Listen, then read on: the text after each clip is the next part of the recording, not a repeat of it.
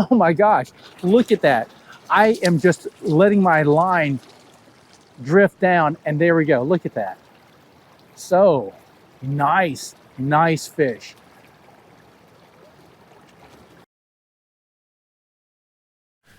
All right, good morning, folks. Today is December 21st, 2023. And this is actually my very first GoPro fly fishing video. So welcome to the channel. My name is Chris Abellana, and we're going to get out on it today. All right, before we hop in the water, I'm going to give you a little bit of information about my rig here. So as you can see, let me actually turn this around.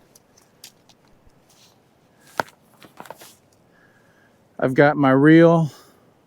I have a Syndicate 10-foot 3-weight Reaver, and it's absolutely amazing. This morning, I've got a mop fly and a 60 Waltz tied up wherever that other fly is, right up here.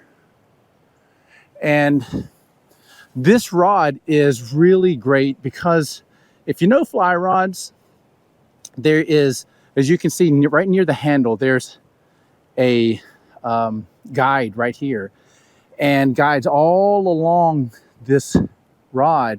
And the reason why there's so many guides is because it'll help protect the tippet from big fish and protect your line from breaking on those big fish. So when you get out on water like this, you're going to hit a lot of stalkers, because that's what they do here on the Chattahoochee. They stalk the fish, but then they stalk some bigger fish called brood fish, and they're like 15 to 18 inches. And they're out here hopefully repopulating the river with trout. But I'll throw this out. I have about 22 inches between the bottom fly and the top fly, because we do that in Euro nymphing. So we'll go in there and we'll have them separated. Plus it gets into 2 different water columns for the fish.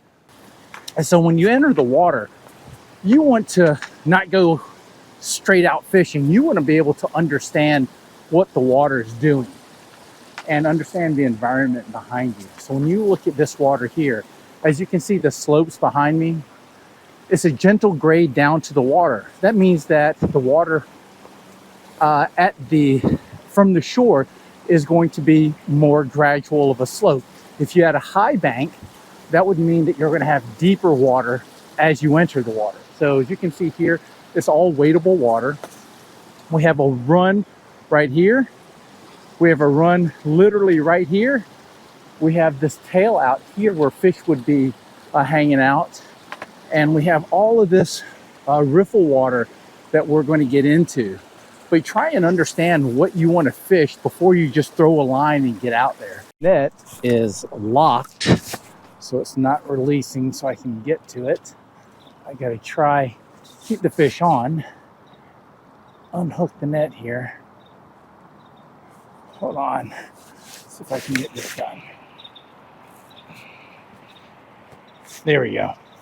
And one thing that when you're catching a fish, hooking a fish is one thing, catching is different. As you can see, I have my rod tip straight up. Don't do that. Go left or right. So what you want to do is right when you snag, once you catch the fish, you want to bring it to your right and then bring it back up left upstream of you.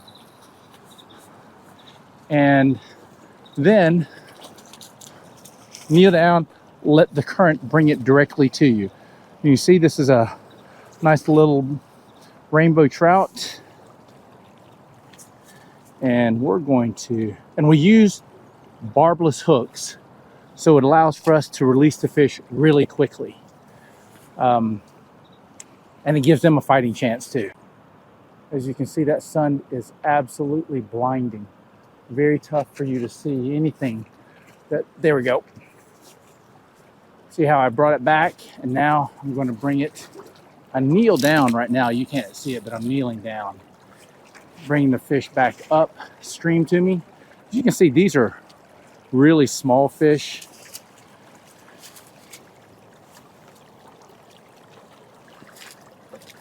But you're going to try and get the fish hooked out of its mouth and back in as quickly as possible. Ooh. There we go. There we go.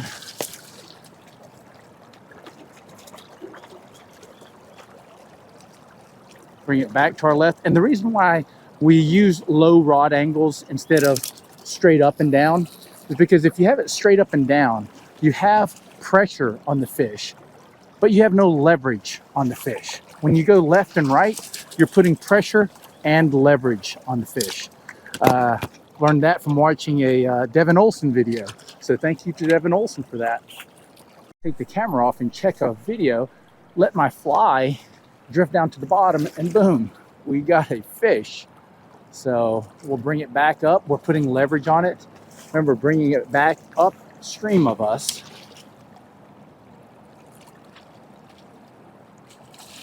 And then let the stream, came out just a hair bit here. And it's a small fish, so bring it back up in front of you. And let the stream bring it to you. There we go. And this is real time, so we've been filming for about, what, 4 minutes, I guess, and 3 fish. So that's not a bad little pod that we're getting into. And first rule of fishing, never leave fish to find fish. So if you're on fish, don't go away to find fish. Stay on the fish. There we go. So I'll bring him back up and left. And hopefully we can get him back up here.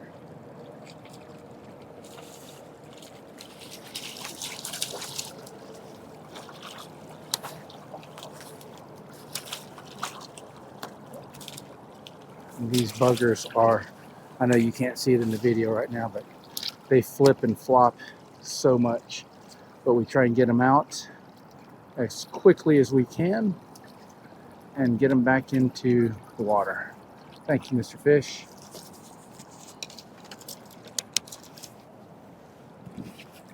So there we go. And sometimes your flies get stuck in the net. And with the net, the bigger diameter net here that I have, it allows for you to catch fish that are larger without having to fit them in. Obviously the small fish, no problem, but when we're competition fishing, the big fish that we catch, some of them will barely fit in this net. So the bigger, the wider, the better, because then you can get them in, you can get them out faster. And the netting is also very important. This netting that's here it won't sit there and get stuck on hooks. It's some kind of like rubber material, and I don't know exactly what it is. I'll find out. And then this one is made by Frable. Just about all the competition folks use this Frable net, and it's absolutely wonderful. There, see that? Did you see it take that time? That one should be shown on the video. Whoa, this one's a little more sprightly. As you can see the bend on this fly rod? It's absolutely amazing. And that's the bend that keeps the fly line protected from breakage. So again, we bring it up and left. Whoa. Let me stand up. And the one that they're hitting right now, the fly that they're hitting, is what we call a sexy Walsh worm. It's a pink bead with some gray hairs here. Thank you, Mr. Fish. And I'll log that. And with some lead wire underneath. That's what that one was caught on. So let's fish this side. See how it's slow that one got? That's the bottom. So we know to pick that up a little bit higher past, so we can get past that point. There we go. And that one was caught at the very tail end where I said, hey, let's set the hook. I didn't realize that one was there until that very last second. You see there's a great, I mean, look at that rod angle. It's absolutely amazing. Thank you, Syndicate. Let's get this one in the net as quickly as possible. We bring them out in front. So that's a little bit nicer fish. You can see here, if you hold them, again, Michael Bradley tried to show me this, and he does it, and he's a fish whisperer, but he holds the fish upside down, and it kind of calms him down. It's like a shark. And then we let him back out. Thank you, fish. All right, we're moving here. Didn't catch a fish over here for about 4 or 5 minutes, so I'm moving on. And as I walk through the water here, as you can see, here's the bank. Here's some riffle water, shallow. Here's some deeper water out here to my left. And you see this, all of this little riffle. What this means, if you see this kind of water, it's really shallow. It's all going over rock, so you know it's not going to be too much there. So we'll move down. But one of the things that you can see here on the right-hand side is this little green area. And it's right along the bank. A lot of people won't fish this because it's too close to the bank. But we're going to sure try it and see if there's going to be anything in that water. Oh my gosh, look at that. I am just letting my line drift down, and there we go. Look at that. So nice, nice fish. This one's a little bit bigger, so we'll play him out a little bit. And then what we're going to do is what we call putting it on the reel. Now it's on the reel, and I'm actually going to walk up out of the heavy water, bring him into the slightly less turbulent water, and bring him upstream, and let the water bring him into my net. Boom. So as you can see, that's a little bit bigger fish. Nice. And that is a good, probably, oh, let's see here. Good, healthy, I don't know, 13-inch fish. But he's got some backbone. All right, thank you, sir. Appreciate it. We'll let him swim another day. Right there, you see it? Got him. So this is a nice fish too, or the current is just really heavy. This current's heavy, so we'll go ahead and reel him. But as you can see, he's fighting through that water. Come up and let the water bring him into the net. We'll get him out. Thank you, Mr. Fish.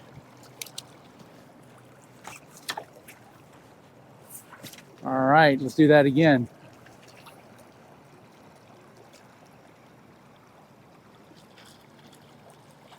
There. Oh, you see that at the end? He tailed out. So he was between this rock and that rock, hiding in that slack water.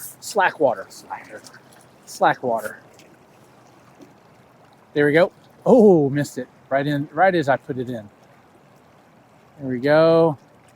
Fish zone, and he tapped it, and there you go.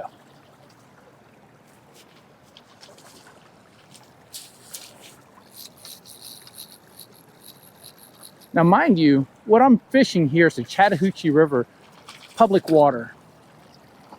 So people in Atlanta, this is a great place for you and a great resource for all of those to come in and fish public water and get some really great fish.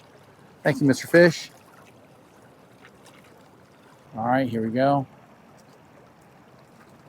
Tap, tap, tap, and got it.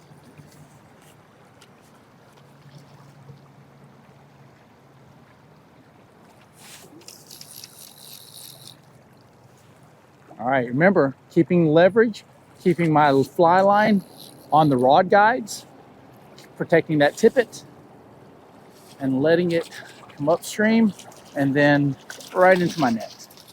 You're gonna put some slack into your line so it doesn't break it. Whoa. Thank you, Mr. Fish. There you go. See that?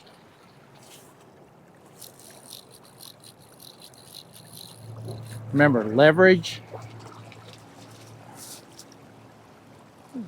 He's a feisty one. Bring him upstream.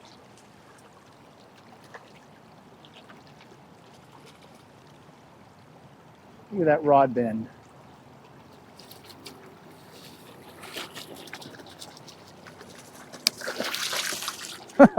Dang it. It's a beautiful brown. Or is this rainbow? Let's see here. Hold on. Whoa, Mr. Fish. Get the fly out of the hook. I mean, out of the net. These are rainbow trout. As you can see, these are beautiful, nice big trout. Thank you, Mr. Fish.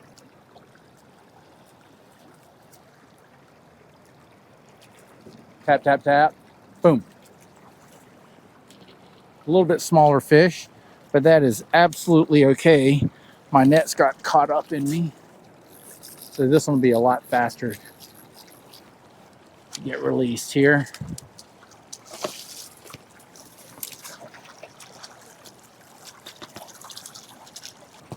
Let's throw that back out there. Tap, tap, tap. There.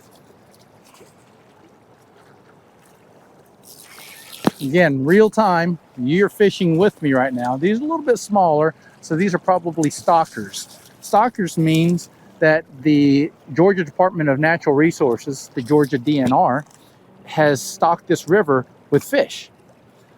And so that's stocker size there. All of these are probably stockers, but we're having fun. All right, folks, I retied, got a little bit of food to eat. I was a little hungry. We're going to go back to that same spot. Again, most people would not have fished this area because it's so close to the bank. And that's the great thing about fly fishing is you start to learn to read the water and see exactly where the possibilities for fishing are and where they aren't. So now we're past where we have been fishing, getting into this little area. There we go. Another fish.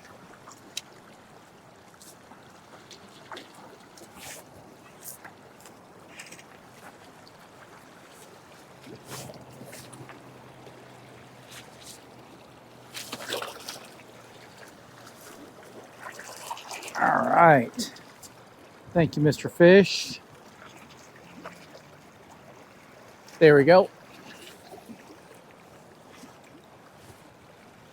So it went just a hair bit on the other side, maybe a couple of feet. As you can see, that's where they were holding. Oh.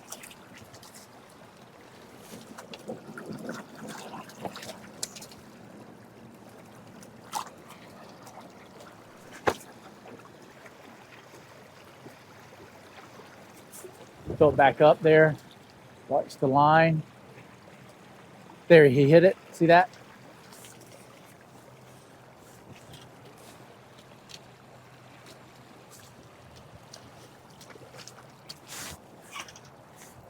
Leverage. Get in front of you, let it run into the net.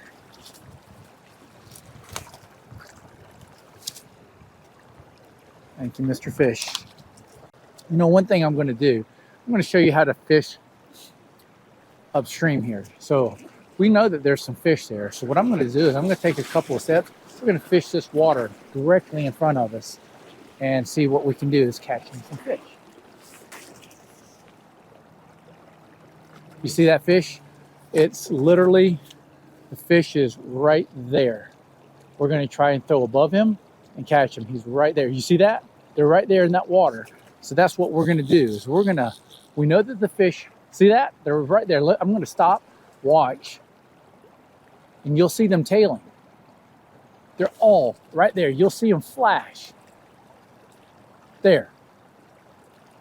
There. There. See, they're all right there. So we're going to catch these that are facing upstream. They can't see me. Right here. There. Oh. There we go. See that? Pays a lot to read the water. Slow down for a second. and then watch it. And I want to keep this fish out of that water over there. So I'll take a few steps back, land him. And it's a good fish. I mean, look at that. That's a really nice, healthy fish. Thank you. Oh, there you go. There we go. We're going to land him back here so he doesn't warn the other fish. He's acrobatic this today. He's hitting the rainbow warrior in the top part of the water column, not the bottom.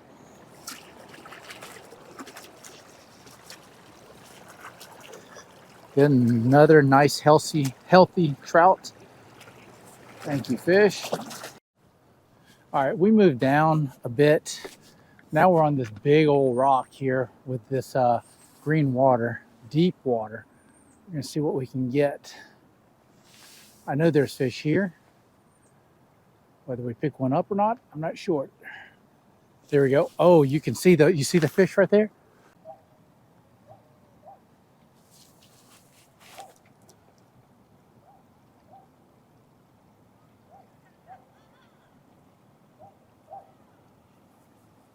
There we go. And there. Oh, you see it? Damn.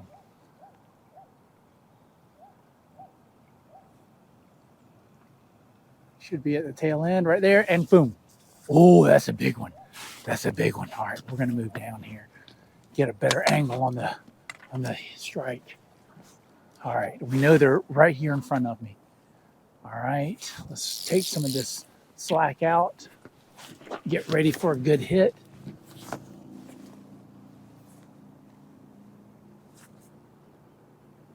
Right in here. There. See that? That's what we're talking about.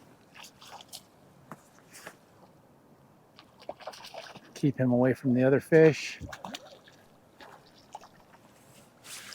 Bring him up. Nice fish.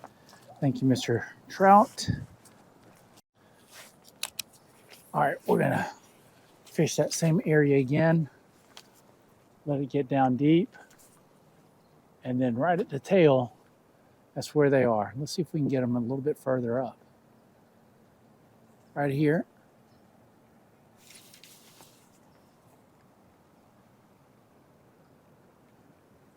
There we go.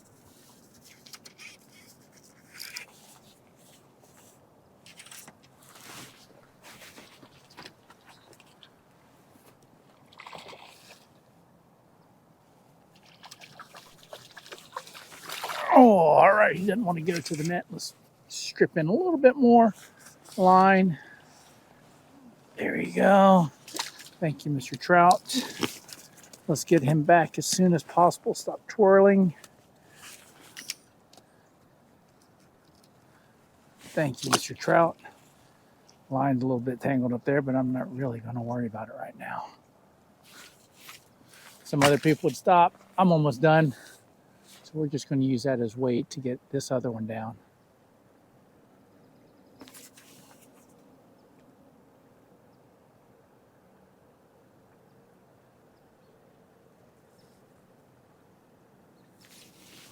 Let's get it a little bit tighter to us.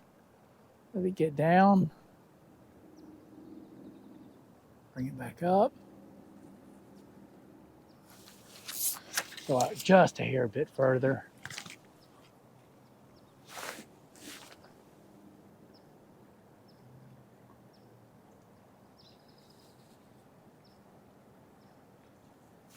You know what though? That knot may be visible to the fish, and that's why they're not hitting right now. That very well may be it. So I might have to cut and retie on that. Let's take a couple more casts, and if I don't get anything, that's absolutely what's happening.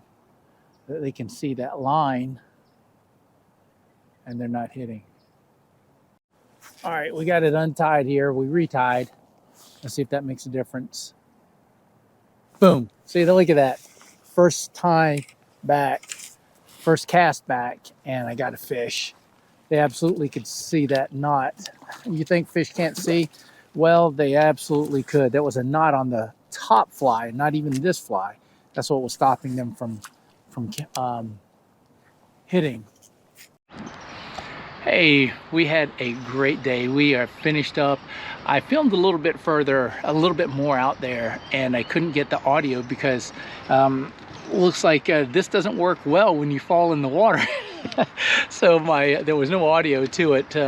We'll see what it looks like afterwards. But I appreciate y'all sharing this with me. This is my first video. Hopefully not too many negative comments, but to comment below, you know, what I shared with you today. Hopefully you got some tips out of it. But you really want to figure out what your style, whether it be Euro nymphing or traditional fly fishing, whatever you want to do. You just want to make sure that, one, you read the water. If you don't read the water, you're probably just going to walk through where you should be fishing. That's what if I look out there right now, 90% of those folks walk through the water that they should be fishing. Read the water, understand where your path that you're going to take is, understand where the fish should be hanging out, because you should see structure. Where you find structure, that's where you're going to find fish. Again, thanks for sharing your day with me today. Again, be safe, have fun, and God bless. Chris Abellana out. See ya.